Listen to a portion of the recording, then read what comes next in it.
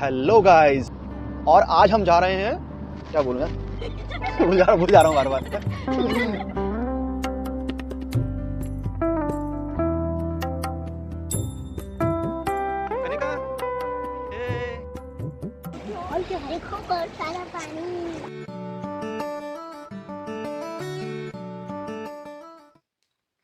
So hey guys, good morning all of you. सुबह के बज रहे हैं 4, तो हम जा रहे हैं बहुत ही स्पेशल जगह। तो गाइस आप हमारे साथ बने रहिए, हम आपको आगे की जर्नी बाद में दिखाएंगे। तब तक के लिए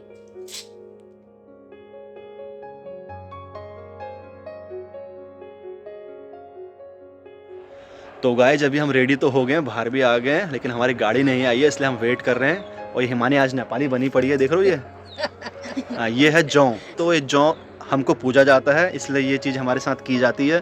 ये हमारी माता जी ने किया हुआ है। हमारे माता जी देखो हंस रही हैं, तगड़ी हंसती है माता जी। हाँ, तो गाइस अभी गाड़ी आ चुकी है, ये है हमारी गाड़ी, और हम अब चल रहे हैं माता के दर्शन के लिए। तो आप लोग हमारे साथ बने रहिएगा, ठीक है दोस्तों। आज हम आपको लेके चल रहे हैं एक ऐसी यात्रा पर जहां आप मंदिर में माता के दर्शन तो करेंगे ही, इसके अलावा आप पहाड़ों के मजे भी लेंगे और आपकी एक छोटी सी विदेश यात्रा भी हो जाएगी। मैं बात कर रहा हूं मां पूर्णागिरि यात्रा की, जो 51 शक्तिपीठों में से एक है और जो भारत के उत्तराखंड में टनकपुर के पास तथा नेपाल के समीप स्थित है। हेलो गाइज, कैसे हैं आप? आई होप अच्छे होंगे।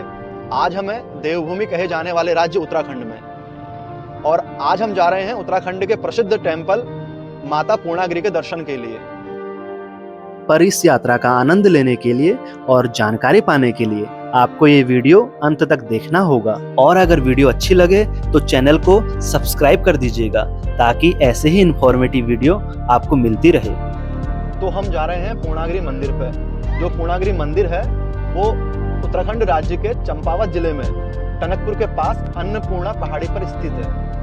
और इस पावन धाम के दर्शन के लिए जो हमारे साथ हैं वो हैं हमारे जीजाश्री मिस्टर राहुल, और हमारी माता श्री पीछे बैठी हुई हैं, और ये है हमारी सिस्टर, और ये हमारी वाईफाई। एक हमारी एक और सदस्य हैं जो है ये हमारी छोटी क्यूटी पाई, बोले तो कनिका।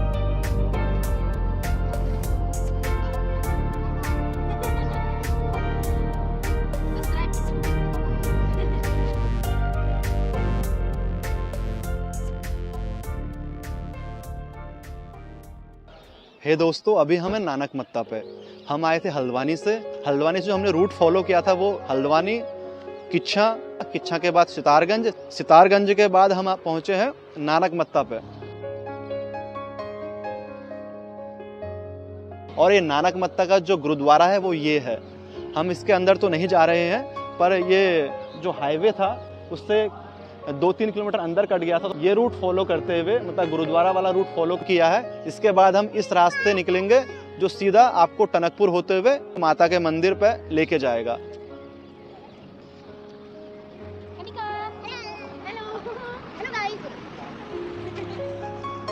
ये है नानक मत्ता का टेम्पल।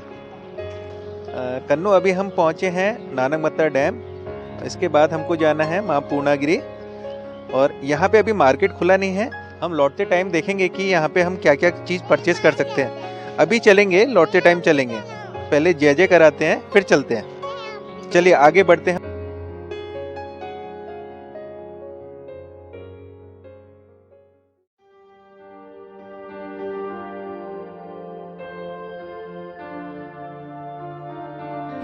देख कन्नू, जल्दी देख।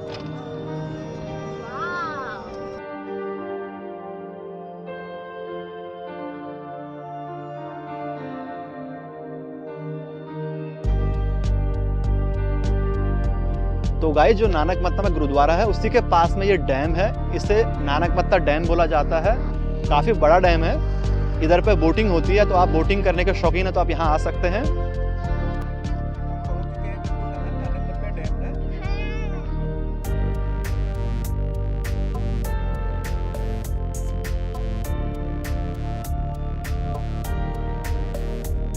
तो अब चलते हैं नानक मत्ता डैम को छोड़कर टनकपुर की तरफ को। तो आप लोग हमारे साथ बने रहिए, हम आपको रास्ते की पूरी जर्नी दिखाएंगे। और वहाँ कैसे पहुँचे पूरी जानकारी आपको देंगे।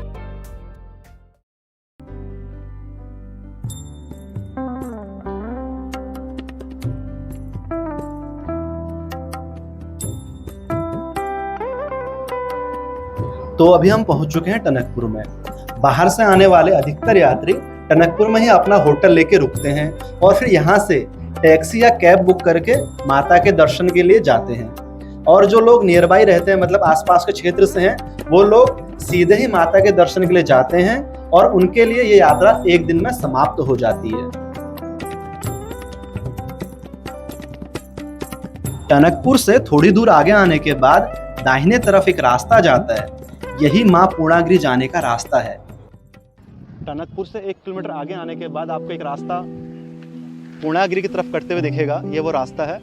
आप इधर सीधा चंपावत चले जाएंगे तो आपको चंपावत ना जाके इस रास्ते पर कटना है, जो कि आपको पूर्णागिरि मंदिर की तरफ लेके जाएगा।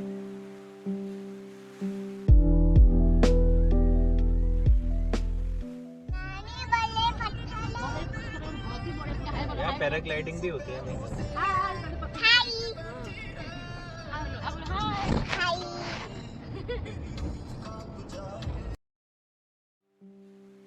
बात करें यहाँ आने की तो माँ पूर्णागिरि के लिए जो नियरेस्ट रेलवे स्टेशन या फिर बस स्टेशन है वो है टनकपुर।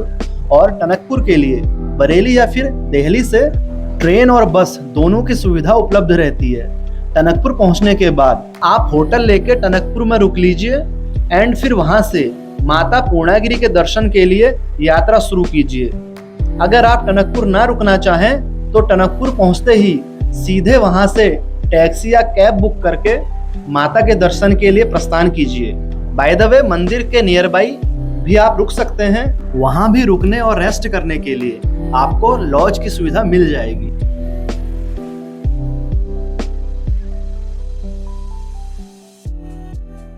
तो गाइज अभी हम मंदिर के नियर बाई पहुंच चुके हैं और आसपास से पूरा जंगल है। सुना है कि यहाँ पर चीता हाथी आते रहते हैं, तो आप थोड़ा संभल के आइएगा। बहुत मजा आ रहा है गाइज। ये है ठुलीगाड़ नाम की जगह। जब पूर्णागिरि में मेला होता है तो गाड़ियों की पार्किंग इसी जगह पर करनी होती है। फिर यहीं से आपको पैदल चल के भैरव मंदिर तक जाना होता है। अभी मेला नहीं लगा हुआ है तो हम अपनी व्हीकल को सीधे भैरव बाबा मंदिर तक लेके जा सकते हैं। टनकपुर से माँ पूर्णागिरि की जो दूरी है वो है 20 से 22 किलोमीटर की, और इसके लिए आपको 80 से 100 रुपया शेयर टैक्सी वालों को पे करना होगा। और पीछे जो आपने ठुलीगाड़ नाम की जगह देखी, आपको वहीं से पहाड़ों का व्यू देखने को भी मिलना शुरू हो जाएगा। और इन पहाड़ों का आनंद लेते हुए आप पहुंच जाएंगे भैरव बाबा मंदिर के निकट, जहां हम अपने व्हीकल को पार्क करेंगे।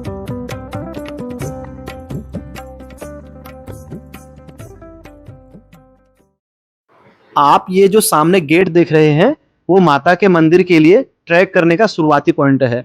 सीढ़ियों से उतरते ही आपको राइट साइड में भैरव बाबा मंदिर के लिए गेट दिख जाएगा। पर अभी हम भैरव मंदिर ना जाके पहले माता के दर्शन करेंगे, फिर वापसी में भैरव बाबा मंदिर जाएंगे। तो चलिए अब माता के दर्शन के लिए ट्रैक की शुरुआत करते हैं।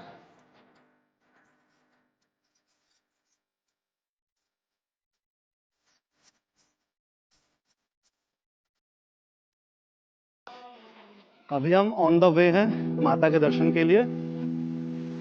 भैरव मंदिर से माँ पूर्णागिरि के दर्शन के लिए आपको 4 से 5 किलोमीटर का ट्रैक करना होगा।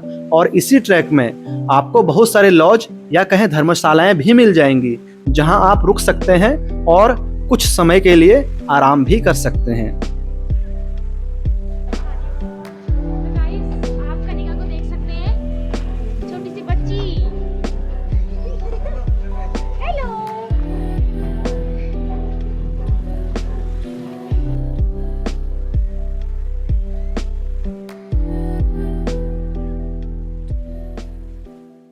पूर्णागिरि मंदिर जो है वो 51 शक्तिपीठों में से एक है। कहते हैं माता की नाभि इसी जगह पर आके गिरी थी। भारत में कुल 51 शक्तिपीठ हैं। जिन्हें शक्तिपीठों के बारे में नहीं पता उन्हें बता दूं, जब माता सती ने दक्ष द्वारा भगवान शिव का अपमान किए जाने पर यज्ञ में अपनी आहुति दी थी, तो भगवान शिव माता सती के शव को लेकर इधर उधर भटक रहे थे, तो भगवान विष्णु द्वारा सती के जो टुकड़े किए गए थे उनमें से एक टुकड़ा इधर आके गिरा था, वो था माता सती की नाभि। तो गाइस माता सती के टुकड़े जहाँ भी गिरे वो 51 शक्तिपीठ कहलाए। यहाँ साल भर काफी सारे श्रद्धालु आते रहते हैं। ये देखिए, जय माता दी। और कुछ श्रद्धालु ऐसे थक के बैठ जाते हैं।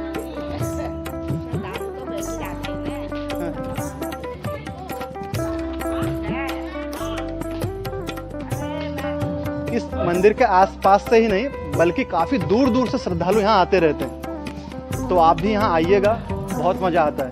बाय द वे आप यहाँ साल भर कभी भी आ सकते हैं, पर यहाँ आने का जो सबसे सर्वोत्तम समय है वो है अक्टूबर से लेकर मार्च तक का, जो आपका नवरात्रि होती है। यहाँ पर बहुत सारा मेला लगे रहता है। आपको ये जगह अभी खाली दिख रही होगी, पीछे पूरा खाली दिख रहा है, पर अगर आप नवरात्रि में यहाँ पर आएंगे तो यहाँ पर मेला लगता है, तो इतना भयंकर भीड़ होती है आप पूछो मत। आपको यहाँ पैर रखने की जगह नहीं मिलेगी।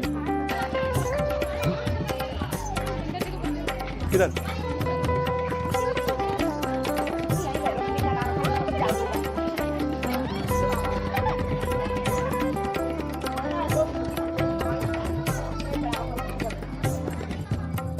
ये जो आप दुकानें देख रहे हैं, ऐसी दुकानें ट्रैक के दौरान आपको पूरे रास्ते भर मिलेंगी, जहां से आप माता रानी के लिए प्रसाद ले सकते हैं और घर के लिए कुछ शॉपिंग भी कर सकते हैं।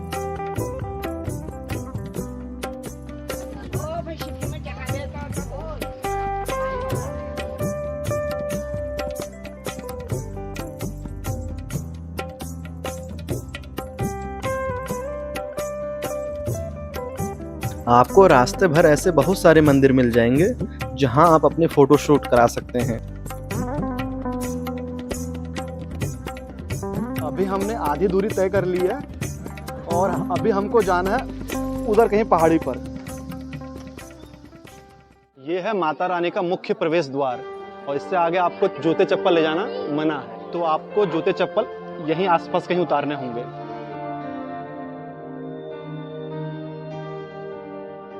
जूते चप्पल इन बैगों में रखने के बाद हम चल रहे हैं मुख्य प्रवेश द्वार से माता के दर्शन के लिए।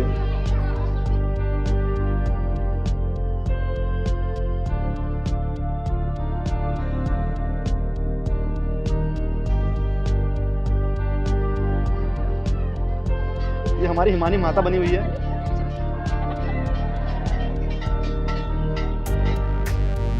लगभग 4 किलोमीटर पैदल ट्रैक करने के बाद हम पहुंचे हैं माता के मंदिर पे। वो पीछे वो मंदिर है, सामने पे उधर मंदिर है, बस 50 मीटर की दूरी और बची है, तो अभी थोड़ा सा पैदल चल के वहाँ पहुंचेंगे।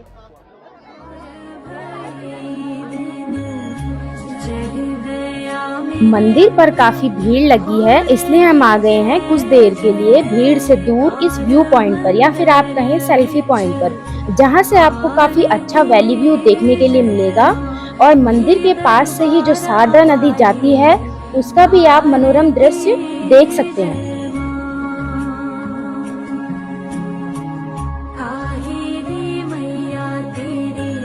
वैसे कोशिश करें कि आप माँ पूर्णागिरी के दर्शन के लिए सुबह सुबह ही यहाँ पहुँच जाएं, ताकि आपकी एक ही दिन में ये यात्रा पूरी कंप्लीट हो जाए। अगर आप यहाँ सुबह सुबह पहुँच जाएंगे तो आप माँ पूर्णागिरी, भैरव बाबा मंदिर तथा नेपाल में स्थित सिद्धि बाबा मंदिर के दर्शन एक ही दिन में कर लेंगे। और ये रहा माँ पूर्णागिरी का मुख्य मंदिर।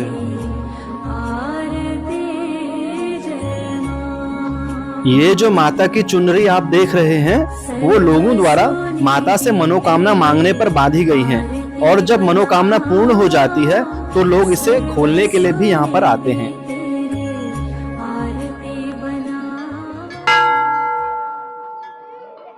यहाँ रास्ते भर आपको बहुत सारे मंदिर बने हुए देखने को मिल जाएंगे, पर अधिकतर मान्यता ये कहती है पहले आप माँ पूर्णागिरी के दर्शन कीजिए, फिर भैरव मंदिर दर्शन कीजिए, जो कि ट्रैक करने का शुरुआती पॉइंट है, जहां से हमने ट्रैक की शुरुआत की थी। फिर आप नेपाल में स्थित सिद्धि बाबा मंदिर के दर्शन कीजिए।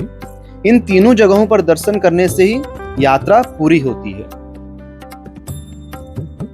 तो गाइस अभी हम दर्शन करके नीचे उतर गए हैं, बस 200 मीटर के बाद हमारी कार पार्किंग आ जाएगी। उसके बाद हम निकलेंगे नेपाल।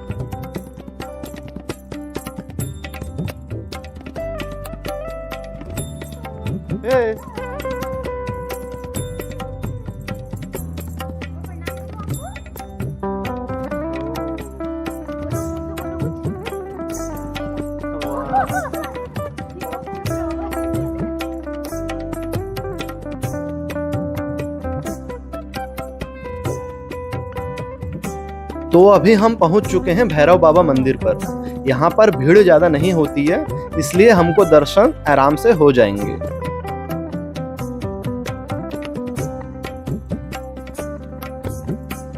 भैरव बाबा मंदिर पर दर्शन करने के बाद अब हम चल रहे हैं नेपाल की ओर। यहाँ से नेपाल की दूरी लगभग 25 किलोमीटर के आसपास है। हम पूर्णागिरी जाने वाले मार्ग से केवल 20 मीटर अंदर आए हैं। मैं आपको एक सीन दिखाता हूँ। ये देख रहे हैं क्या सुंदर सा सीन है। ये जो नदी है वो है शारदा नदी, और ये नदी जो है वो बॉर्डर साझा करती है भारत और नेपाल के लिए। जो आप नदी के उस तरफ देख रहे हैं वो है नेपाल और ये है भारत, और जो रोड है वो सामने पे है। यहाँ से 20 मीटर अंदर आए हैं हम, और ये इतना सुंदर नज़ारा आपको देखने को मिल रहा है। तो अभी हम चलते हैं उस नदी के तट पर।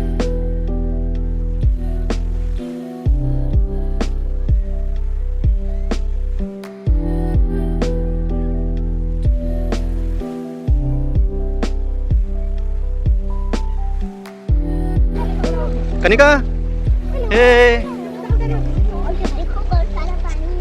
और इसी जगह पर राफ्टिंग भी होती है। 1 किलोमीटर दूरी पर यहाँ से राफ्टिंग की जाती है।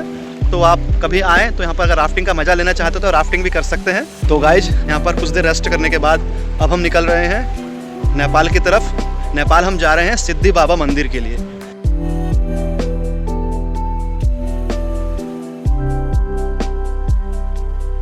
सिद्धि बाबा मंदिर जाने के लिए आपको फिर से टनकपुर ही आना होगा। टनकपुर से नेपाल की दूरी या फिर कहें सिद्धि बाबा मंदिर की दूरी लगभग 5 से 6 किलोमीटर की है, और टनकपुर से नेपाल की तरफ जाने पर आपको शारदा रिवर दिखेगी।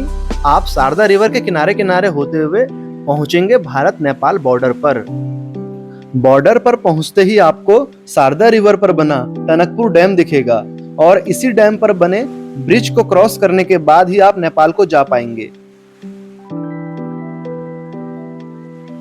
गाड़ी को बॉर्डर पर पार्क कीजिए और ई रिक्शा बुक करके नेपाल को जाइए, क्योंकि आप अपनी व्हीकल को नेपाल लेके नहीं जा सकते। हमने स्पेशल परमिशन ली है, इसलिए हम अपनी व्हीकल को नेपाल लेके जा रहे हैं। वैसे आप यहाँ से पैदल या फिर बाइक लेके भी नेपाल जा सकते हैं।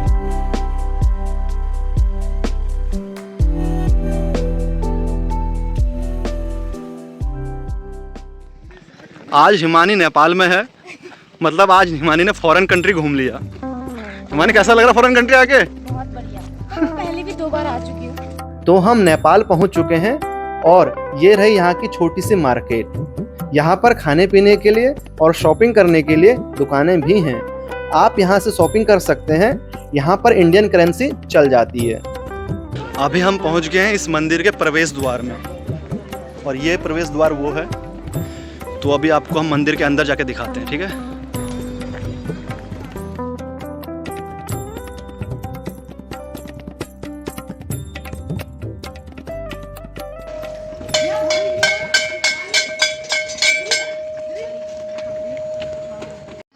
अभी हम सिद्धि बाबा मंदिर पर आ गए हैं। ये पीछे वो मंदिर देख सकते हैं आप।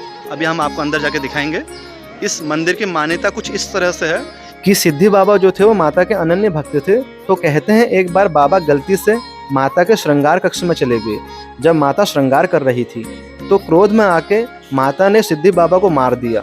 फिर बाद में माता का गुस्सा शांत होने पर माता ने सिद्धि बाबा को आशीर्वाद भी दिया कि जो भी भक्त मेरे मंदिर पर आएगा वो आपके मंदिर पर आने के बाद ही उसकी मनोकामना पूर्ण होगी। इसलिए जितने भी अपने भक्त हैं वो इस मंदिर पर जरूर आते हैं पूर्णागिरी माता के दर्शन के बाद। ये है सिद्धि बाबा मंदिर का प्रांगण। यहाँ सिद्धि बाबा मंदिर के अलावा और भी बहुत सारे मंदिर हैं जहाँ आप दर्शन कर सकते हैं। तो चलिए अब हम उन मंदिरों के दर्शन करते हैं।